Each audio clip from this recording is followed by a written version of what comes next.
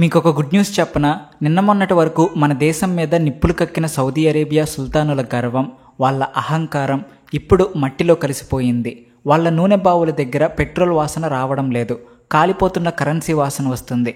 దానికి కారణం మన భారతదేశం ఇచ్చిన ఒక దెబ్బ. ఇంతకీ అసలు కథ ఏంటి అంటారా? భారతదేశాన్ని వెన్నుపోటు పొడిచేందుకు పాకిస్తాన్తో సౌదీ అరేబియా ఒక రహస్య ఒప్పందం చేసుకుంది. కానీ సరిగ్గా అదే టైంలో మన భారతదేశం మాత్రం సింహంలా గర్జించి సౌదీకి చుక్కలు చూపించింది.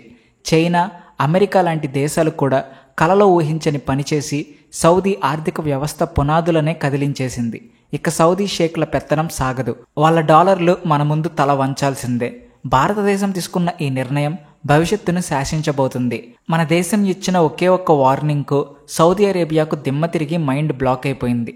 ప్రపంచమంతా మన వైపు ఆశ్చర్యంగా చూస్తుంటే మానవత్వం ముసుగేసుకున్న కొన్ని దేశాలు మాత్రం కుళ్ళుకుంటున్నాయి. అప్పుడే తెర వెనక ఒక కొత్త కథ మొదలైంది. రాబోయే దశాబ్దాల పాటు ప్రపంచ రాజకీయాలను శాశ్వతంగా మార్చేసే స్నేహానికి, పార్ట్నర్షిప్కి పునాదులు పడుతున్నాయి. ఇది చైనా సీక్రెట్ ఏజెంట్స్ కానీ, పాకిస్తాన్ ఏజెంట్లు కానీ కనిపెట్టలేని ఒక మహావ్యూహం. అంతర్జాతీయ వేదిక మీద మన దేశాన్ని ఇబ్బంది పెట్టాలని చూస్తున్న టైంలో వేల కిలోమీటర్ల దూరంలో ఉన్న ఢిల్లీలో ఒక మాస్టర్ ప్లాన్ అమలు చేశారు. ఇది సౌదీకి గుణపాఠం చెప్పడమే కాదు, ప్రపంచ రాజకీయాల్లో మన భారతదేశాన్ని కింగ్గా మార్చేసింది. ఇకపై మన దేశం ఎవరి మీద ఆధారపడాల్సిన అవసరం లేదు. 2025 నాటి కొత్త ఇండియాకి స్నేహం ఎలా చేయాలో తెలుసు, శత్రువు గుండెల్లో ఎలా రైళ్లు పరిగెత్తించాలో కూడా తెలుసని నిరూపించే స్టోరీ ఇది. ఇది కేవలం దౌత్యపరమైన గొడవే కాదు, హిందూ మహాసముద్రం నుండి అరేబియా సముద్రం వరకు శత్రువులకు పీడకలలు తెప్పించే ఒక గొప్ప హెచ్చరిక. ఈ సెన్సేషనల్ న్యూస్ వెనుక ఉన్న పూర్తి స్టోరీ ఏంటో ఇప్పుడు వివరంగా చెప్తాను. అంతకంటే ముందు మీరు మా ఛానల్ సబ్స్క్రైబ్ చేసుకోకపోతే వెంటనే సబ్స్క్రైబ్ చేసుకోండి. కామెంట్ సెక్షన్లో జై హింద్ అని రాయండి. మన దేశ భక్తి ఎంత ఉందో ప్రపంచానికి తెలియాలి. ఇక టాపిక్లోకి ఎంటర్ అవుతాం.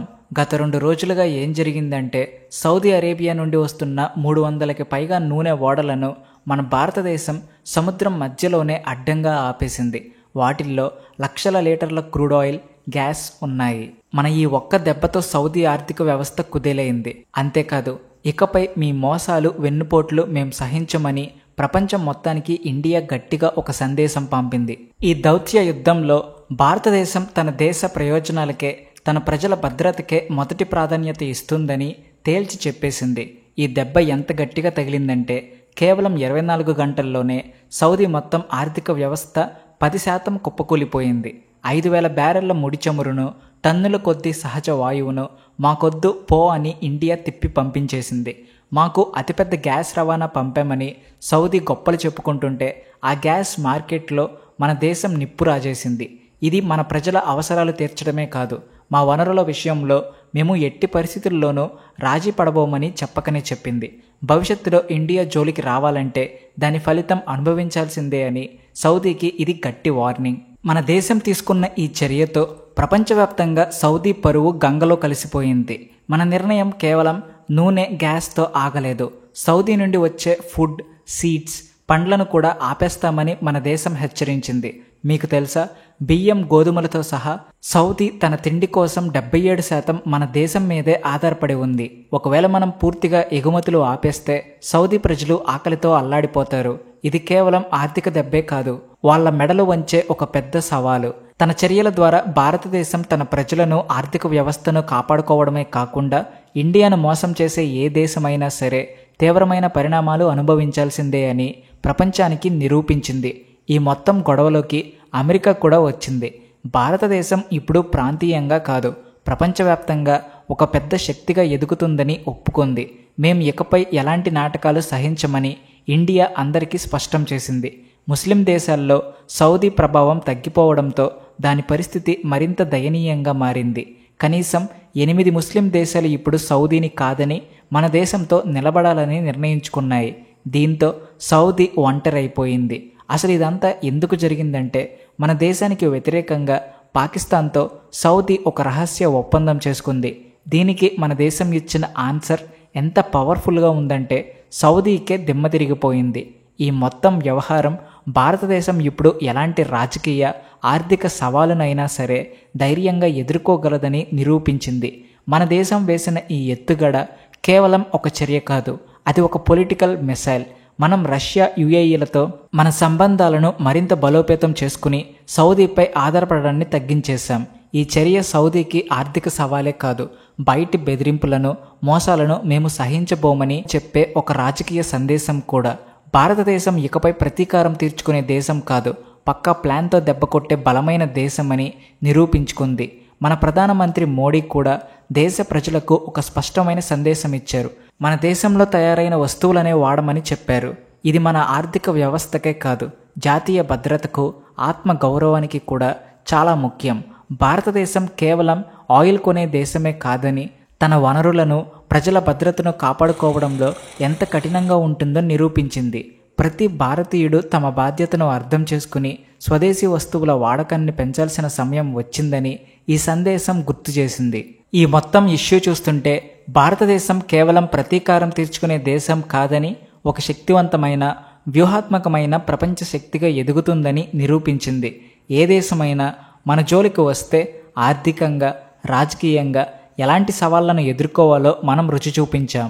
మన జాతీయ ప్రయోజనాల మీద, మన ప్రజల మీద దాడి చేసే ముందు ఏ దేశమైనా సరే ఇప్పుడు 100 సార్లు ఆలోచించాలని గట్టిగా సందేశం పంపాం.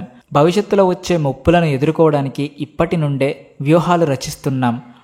మన మిత్రదేశాలైన ఇజ్రాయెల్, రష్యా, ఆస్ట్రేలియా, జపాన్ కలిసి భవిష్యత్తులో వచ్చే ఎలాంటి ముప్పునైనా ఎదుర్కోవడానికి ఒక కూటమిని నిర్మిస్తున్నాం. ఈ విధంగా మనం సౌదీపై ఆంక్షలు పెట్టడమే కాదు, భవిష్యత్తు కోసం ఒక బలమైన, దౌత్యపరమైన కోటను కూడా నిర్మించుకున్నాం. మనం కేవలం నూనె, గ్యాస్నే కాదు, వ్యవసాయ ఉత్పత్తులను కూడా ఆపేస్తామని చెప్పడంతో సౌదీ పరిస్థితి మరింత దయనీయంగా మారింది. మన ఈ వ్యూహం ఇప్పుడు ఏ దేశమైనా మన జోలికి రావాలంటే భయపడేలా చేస్తుందనడానికి ఇదే నిదర్శనం. మన నిర్ణయాలు పక్కా వ్యూహంతో, ఆలోచనతో ఉంటాయని స్పష్టం చేశాం. ఈ మొత్తం పరిణామం భారతదేశం ఇప్పుడు ప్రపంచ రాజకీయాల్లో ఒక నిర్ణయాత్మకమైన, శక్తివంతమైన శక్తిగా మారిందనే సందేశాన్ని పంపుతుంది. ప్రధానమంత్రి మోడీ సందేశం దేశం మొత్తానికి స్ఫూర్తినిచ్చింది. ప్రతి భారతీయుడు మన దేశ ఉత్పత్తులను నమ్మాలని, మన వస్తువుల వాడకాన్ని పెంచాలని ఆయన అన్నారు. ఇది మన ఆర్థిక వ్యవస్థను బలోపేతం చేయడమే కాకుండా ప్రపంచవ్యాప్తంగా మన దేశాన్ని స్వావలంబన కలిగిన, శక్తివంతమైన దేశంగా నిలబెడుతుందని ఆయన అన్నారు.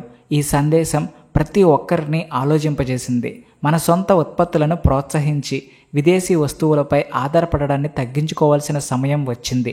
ఈ మొత్తం కథ చూపిస్తున్నదేమిటి అంటే, సౌదీపై మనం తీసుకుంటున్న ఈ చర్యలు కేవలం ఇప్పటి సమస్యకు మాత్రమే పరిష్కారం కాదు, ఇది భవిష్యత్తు వ్యూహంలో ఒక భాగం. మనం ఎలాంటి మోసాన్ని, ఆర్థిక ఒత్తిడిని, దౌత్యపరమైన సవాలును సహించబోమని నిరూపించాం.